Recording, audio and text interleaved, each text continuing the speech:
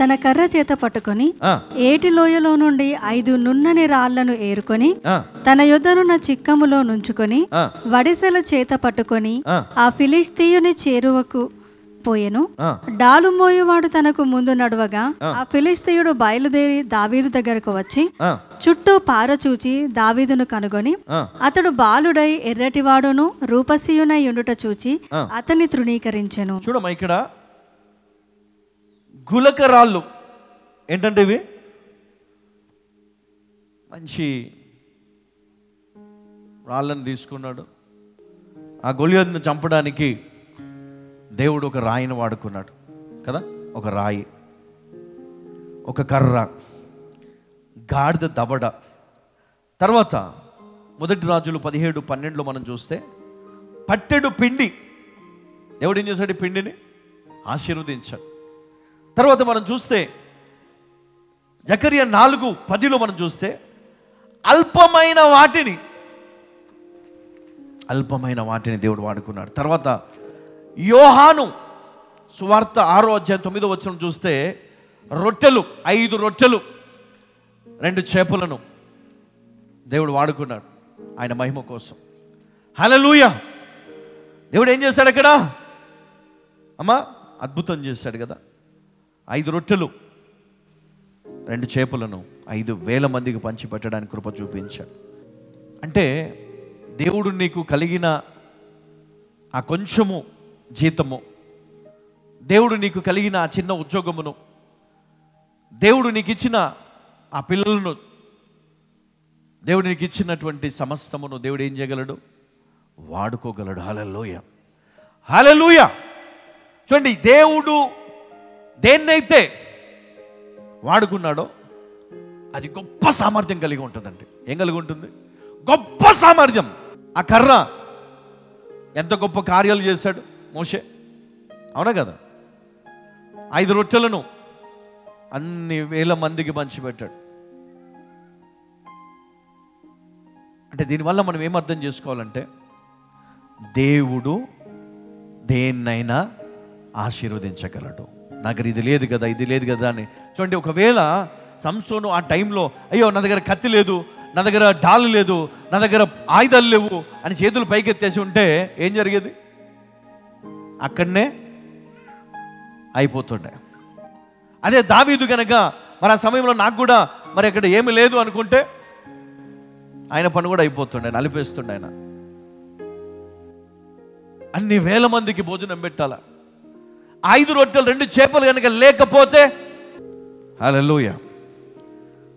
ఈరోజు నువ్వు ఏదైతే కలిగి ఉంటున్నావో, అమ్మ, మీరు ఏదైతే మీరు కలిగి ఉన్నారు ఈరోజు, ఉద్యోగమా, వ్యాపారమా, ఇంకా మీ జీవితంలో ఏదైతే మీరు కలిగి ఉన్నారో, ఖాళీ పాత్రలు ఉన్నాయా? ఎంటీ బ్యాంక్ అకౌంట్ ఉందా? మీరు ఏదైతే ఇది జరగదు అని మీరు అనుకున్నారో దాన్ని దేవుడు ఈరోజు మీ జీవితంలో ఆశీర్వదించబోతున్నాడు. హల్లెలూయా. దాని ద్వారా మీరు దీవించబడబోతున్నారు. హల్లెలూయా. దాని ద్వారా మీరు తృప్తి నందబోతున్నారు. హల్లెలూయా. ఏ దారి లేదు, నువ్వు బ్రతకడానికి, నీ జీవించడానికి ఆధారం ఏమీ లేదు.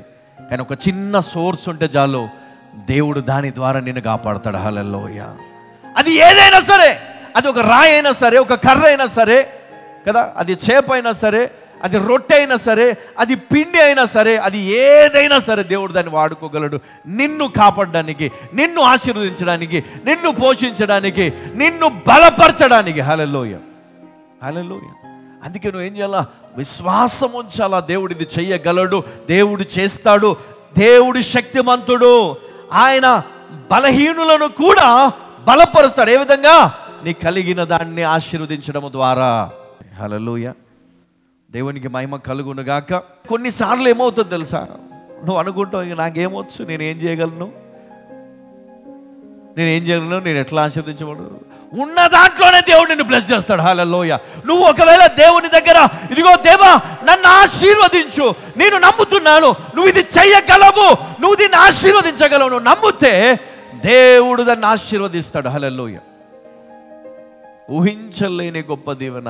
అడిగిన దానికంటే కదా, అడుగు వాటికంటే, ఊహించిన వాటికంటే అధికముగా దేన్నైనా దేవుడు ఆశీర్వదిస్తాడు. నువ్వు నమ్మకం ఉంచంతే, విశ్వాసం ఉంచంతే దేవుని పైన, దేవుడు నిన్ను ముట్టి దీవిస్తాడు, అంతే. హల్లెలూయా. అప్పుడు నువ్వు ఏం లేదు, నెలకొకసారి దేవునికి ఒక గొప్ప కానుక ఇచ్చుకుంటూ కూర్చుంటావు. ఎందుకంటే దేవుడు ఇస్తున్నాడుగా, ఇస్తున్నా లేదా?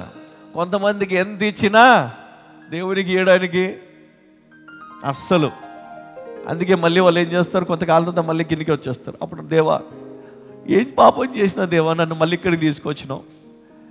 నేను ఒక మెట్టు ఎక్కిస్తాను, నన్ను మర్చిపోయాను. నేను 2 మెట్లు ఎక్కిస్తా, మొత్తానికే మర్చిపోయాను.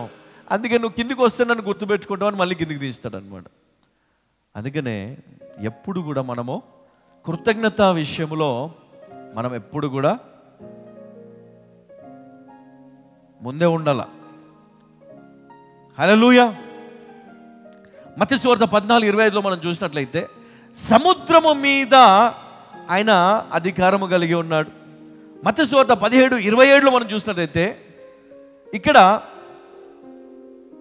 ట్యాక్స్ కట్టడానికి ఒక జ్ఞానము విషయంలో మరి ఇక్కడ దేవుడు అద్భుతం చేసి మరి ఏం చేశాడు, ఒక చేపకు ఆజ్ఞాపిస్తే చేప నోటిలో ఏమొచ్చింది? హల్లెలూయా. దేవుడు ఆజ్ఞాపించాడు. మత్తయి సువార్త 21:19లో అంజూరపు చెట్టును ఆయన శపించుట, ఆయన శపించి ఆయన వెళ్ళిపోయాడు. తిరిగి వచ్చేటప్పుడు చూస్తే శిష్యులు గమనించారు, ఆ అంజూరపు చెట్టు వేర్లతో కూడా ఎండిపోయినట్లుగా. అంటే దేవుడు జీవింపజేయగలడు, దాన్ని శపించి నాశనము కూడా చేయగలడు. దేవుడు నిన్ను హెచ్చించగలడు, దేవుడు నిన్ను కదా. అందుకే ఎప్పుడు కూడా మనము దేవునికి ఇష్టలుగా, దేవునికి మనం ఎప్పుడు కూడా పిల్లలుగానే మరి ఆయన ఎదుట మనము మరి ఆయనకు లోబడి మనం జీవించాలా. తర్వాత మనం చూసినట్లయితే మరి ఆయన తుఫానును ఆయన ఆపడము, సముద్రమును మరి అది పొంగుచున్నప్పుడు మరి ఆయన ఆజ్ఞాపించినప్పుడు అది నెమ్మలించడము, మరి గాలిని ఆయన గద్దింపగా మరి గాలి కూడా నెమ్మది అయిపోవడం మనం ఇక్కడ చూస్తూ ఉన్నాము. తర్వాత సృష్టి ఆయనకు లోబడుట, ఆదికాండం 7:4లో మనం చూస్తే, నిర్గమకాండం 9:3లో, ద్వితీయోపదేశకాండం 11:18లో, యోబు 37:6లో మనం చూసినట్లయితే ఇక్కడ సృష్టి ఆయనకు లోబడుటను కూర్చున్నటువంటి మాటలు మనము ఇక్కడ చదువుకోగలుగుతాం. కాబట్టి సృష్టి మీద ఆయనకు అధికారం ఉన్నది, సృష్టిలో ఉన్న సమస్తము ఆయనకు లోబడతాయి. కాబట్టి నువ్వేం చేయాలి అంటే, నువ్వు సృష్టిలో ఉన్న దేనికి నువ్వు సాగిలపడకుండా దేవునికి సాగిలపడితే సృష్టిలో ఉన్న సమస్తము నీకు లోబడతాయి. హల్లెలూయా, హల్లెలూయా. దేవుడు ఇచ్చిన అధికారము చొప్పున. అందుకనే సృష్టిలో ఉన్న దేనికి నువ్వు సాగిలపడద్దు. ఎందుకంటే చూడండి, ఇప్పుడు ఇది ఉంది, ఇది దేవుని సృష్టి కదా. మానవుడు చేసినప్పటికీ కూడా దేవుని జ్ఞానము చేత దేవుడు సృష్టించిన వాటిలో నుండి మానవుడు చేశాడు. చూడండి, ఇక్కడ లైట్ ఉంది. చాలామంది ఏం చెప్తారంటే మానవుడు సృష్టించాడు అంటారు. మానవుని జ్ఞానము చేత లైట్ వచ్చింది, మానవుని జ్ఞానము చేత కరెంటు ఉత్పత్తి చేయగలుగుతూ ఉన్నాము.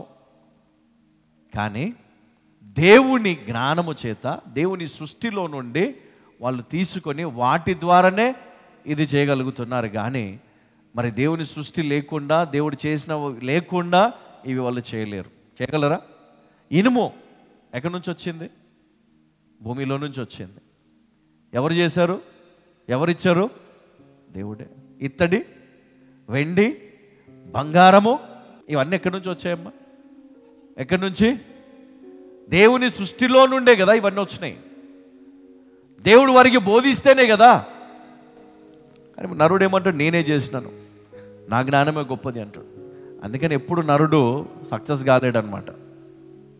ఎప్పుడు కూడా ఒక క్వశ్చన్ మార్క్ ఉండిపోతుంది దానికి. హల్లెలూయా.